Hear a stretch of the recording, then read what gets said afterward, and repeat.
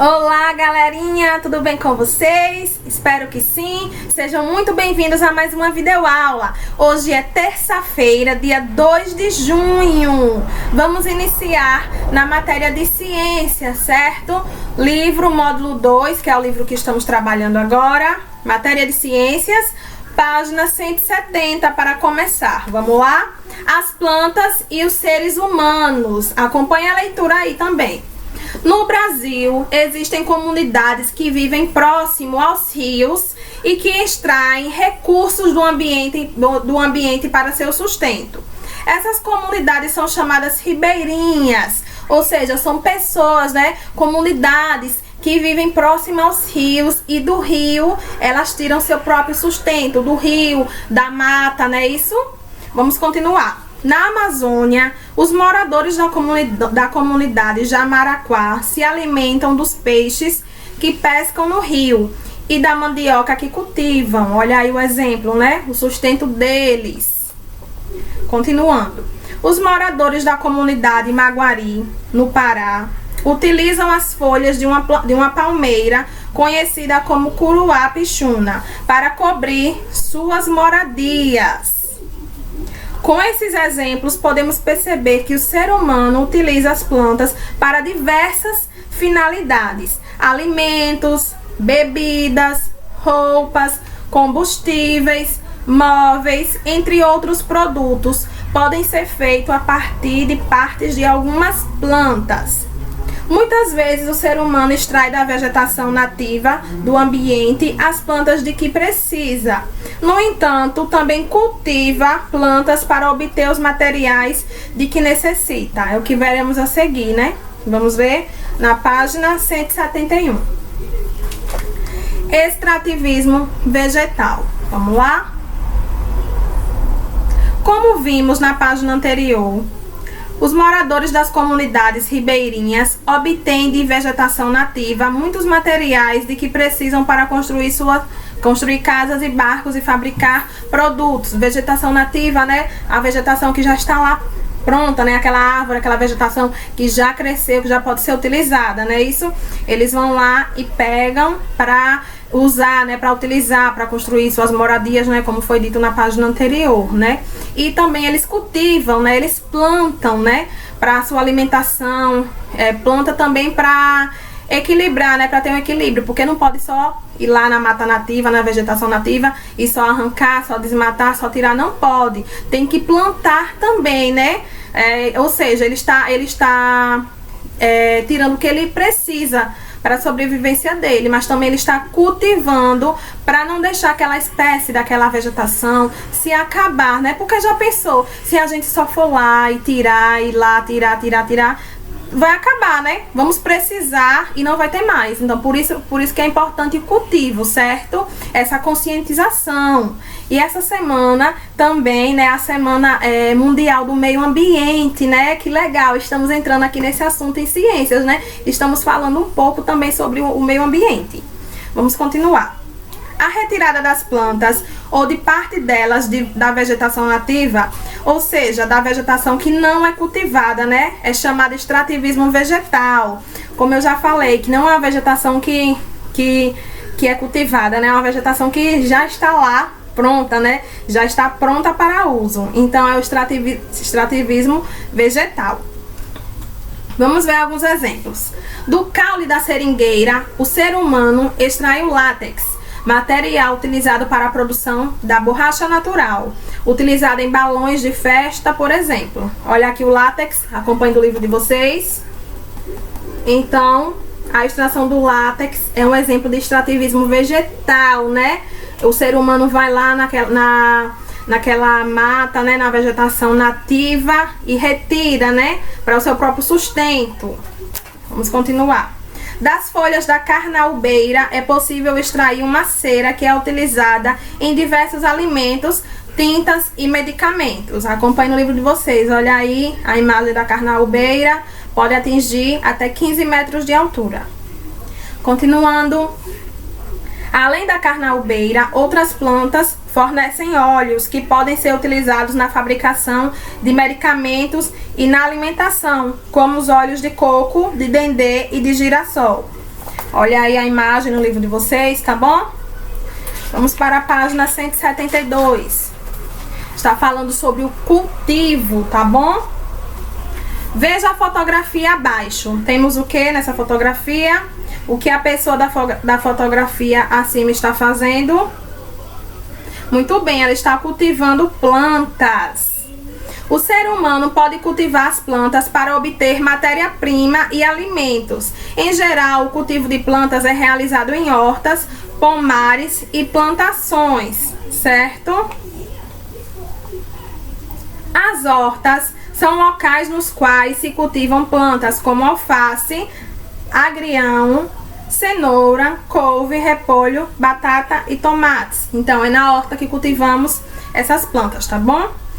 Os pomares são locais onde se cultivam principalmente plantas frutíferas, como laranjeira, macieira, limoeiro e videira. Alguém sabe qual é o fruto da videira? Muito bem, o fruto da videira é a uva. Vamos para a página 173. Cidadania no dia a dia. Aqui está falando sobre horta comunitária. Vamos fazer a leitura? Andando pelo bairro onde mora, Amanda encontrou um terreno público que estava sendo utilizado para descarte incorreto de lixo. Ou seja, as pessoas iam lá nesse terreno porque estava vazio e jogavam lixo. Vamos continuar. Preocupada com os problemas que esse lixo causaria, ela reuniu os moradores do bairro e, com a autorização da prefeitura do município, criaram uma horta comunitária no local, certo? Continuando, olha aqui a imagem da horta comunitária. A horta comunitária é um local onde se cultiva diversos tipos de plantas, geralmente utilizadas na alimentação. Essas hortas são mantidas com um trabalho coletivo de pessoas da mesma comunidade, ou seja, as pessoas se reúnem para fazer a horta comunitária, certo? Os alimentos colhidos na horta comunitária são distribuídos entre as pessoas da comunidade. O que sobra pode ser doado ou vendido para auxiliar na manutenção da horta. Olha que legal! Na escola também podemos fazer uma horta, né? Uma horta que pode ser organizado, né? Com a participação dos alunos da comunidade escolar. É um exemplo. Vamos ler o tópico A. Como o acúmulo de lixo nos terrenos pode prejudicar a saúde da população? Então, vocês vão pesquisar e vão responder, tá certo? Como o acúmulo de lixo nos terrenos pode prejudicar a saúde da população? Imagine, não sei se no bairro que vocês moram tem um tipo de terreno assim, né? Geralmente tem, que é um terreno vazio onde as pessoas jogam lixo. E onde tem lixo tem o quê? Tem animais peçonhentos, né? Muito bem, tem rato, escorpião, tem cobra, tem barata. Isso atinge a saúde da comunidade, né? Sem falar do mau cheiro, né? Que é terrível. Então, vocês vão pesquisar e vão responder, tá certo? Tópico B. Alguns projetos sociais têm como objetivos a criação de hortas em comunidades de baixa renda. Comente a importância desse tipo de horta nessas comunidades. Então, qual a importância? Já falamos que a comunidade é de baixa renda, né? Então, muitas vezes as pessoas não têm condições financeiras para comprar frutas, verduras, né? Temperos, não tem condições. Então, a horta comunitária, né? Ajuda, né?